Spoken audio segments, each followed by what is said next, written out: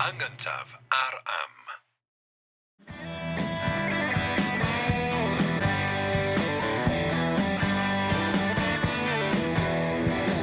Dyma ni, Jerry, yn ôl yn un o fy hoff adeiladau yng Nghymru, y Llyfrgell Genedlaethol yn Aberystwyth, a o'n blaen ni mae un o brif trysorau yn ddiamheol y llyfrgell, ac felly Cymru gyfan. Be di hwn a be di arwydd y cad? Llyfr Taliesin yw'r llawysgrif hon. Llawysgrif gafodd ei chreu gyda llaw, rhyw fynach mae'n debyg, mewn mynach dyn ni'n gwybod yn ble'n union, ond mae'n bosib mae'n neu ddwyrain Cymru, o bosib yn Morgannwg y cafodd Llyfr Taliesin i greu. Gan un fynach, un llaw sydd yn gyfrifol am yr holl llawysgrif, a hefyd mae bedair llawysgrif arall sydd wedi goroesi gyda'r un llaw. Felly y mynach wnaeth greu hwn hefyd yn gyfrifol am greu pedair llawysgrif arall. Ond dim yr unig un gyda fo sydd yn gasgliad o farddoniaeth, yn flodeugerdd. Mae o'n, sy'n edrych arno fo yn fanwl, a mae yna gymaint o waith. Mae waith mor fanwl, a ti'n meddwl yr un llaw yn gyfrifol am hwn. Pa mor ddiwyd. Da ni'n gwybod pa mor gyflym sa rwy'n yn gallu cynnyrchu rhywbeth fel yna. Iawn, mae'n cymryd amser maith i greu memrwn i ddechrau, i troi croen anifel yn femrwn yn bapur, a wedyn ysgrifennu yn ofalus efo'r inc de. Ond, mi gafodd ei greu rhywbryd yn ystod hanner cyntaf y bedwaredd ganrif ddeg, dyn ni'n gwybod hynny.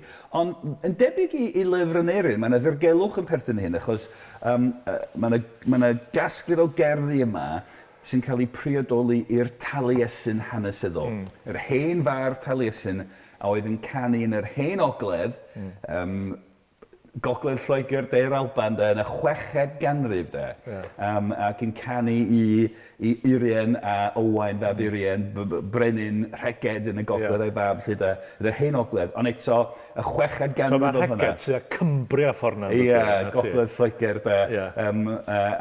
ond eto mae'r llawysgrif yma wedi creu yn y bedwaredd ganrif ddeg, felly mae yna dipyn o amser rhwng y 6ed ganrif oes yna. Felly, beth sy'n ddiddorol iawn am Lyfr Taliesin, dweud y gwir, mond yn gymharol ddiweddar, cwbl o ganrifoedd ar ôl gael ei creu y dechreuwyd i alw yn Llyfr Taliesin, ond mae'n reswm da. Achos mae yna ddau fath o gerddi yma dyn ni'n i cysylltu â Taliesin. Yn gyntaf, y casgliad hwnnw o gerddi dyn ni yn ei priodoli i'r Taliesin hanesyddol oedd yn canu mawl i arweinwyr yn yr Hen Ogledd yn yr 6ed ganrif. Ond wedyn, mae yna gerddi sydd yn gysylltiedig â be dyn ni'n ei alw'n y Taliesin y chwedlonol.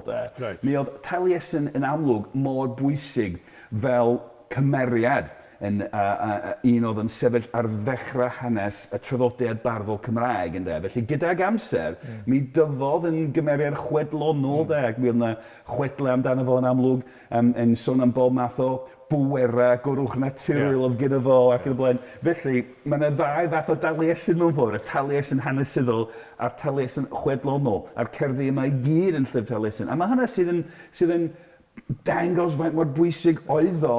Mae rhain sôn am y traddodiad barddol Cymraeg fel y traddodiad Taliesinaidd felly mae Llyfr Taliesin yn grair sydd yn deud lot wrthyn ni am hanes y traddodiad barddol Cymraeg, y canu mawl traddodiadol, oedd yn rhan o gynnal cymdeithas yn y canu mawl i arweinydd i greu a chynnal i enw da ac yn y blaen, ond wedyn y cerddi chwedlonol llawn hyd y lledrith sydd yn dangos bod y Cymru'n credu bod gan y bardd bwera arbennig hefyd. Felly mae gyd yma yn y llyfr hwn. A bod beirdd yn meddwl bod gen nhw bwera arbennig o bosib ynddo. A dwi'n credu bod gen nhw bwera arbennig fy hun. Ond mae'r syniad ma bod gen ti'n gallu gweld hunan ddealltwriaeth y traddodiad o'i hun yn fyna. Dyna di peth. Pwy di'r arwyr, pwy di'r patryma, pwy di'r bobl i'w hefelychu. A Taliesin.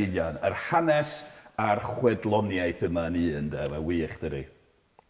Ti'n cyferbynnu'r Taliesin hanesyddol a'r Taliesin chwedlonol. Oes na unrhyw dystiolaeth bod yr Taliesin hanesyddol yn bodoli go iawn? Ydy o'r un o'r chwedlonol? Oes, Oes, oce. Dim byd o'r 6ed ganrif, ond mae'n y destun Lladin sgwennwyd cwbl o ganrifoedd yn ddiweddarach. Mae'n dal yn hen iawn. Sôn am hanes yr Hen Fritaniaid ym Mhrydain, a mae'n deud bod mae'n enwi rhyw 5 o feirdd oedd yn canu yn y cyfnod hwnnw, ac mae'n enwi Taliesin ac Aneirin de. Right. Felly mi oedd na cwbl o ganrifoedd ar ôl y 6eg ganrif bod Taliesin ac Aneirin yn feirdd hanesyddol o bwys ynde. Felly mae'n rhywbeth yna, bod amdano nhw wedi parhau, a rhywun oedd yn ceisio sgwennu hanes go iawn wedi cofnodi hynna.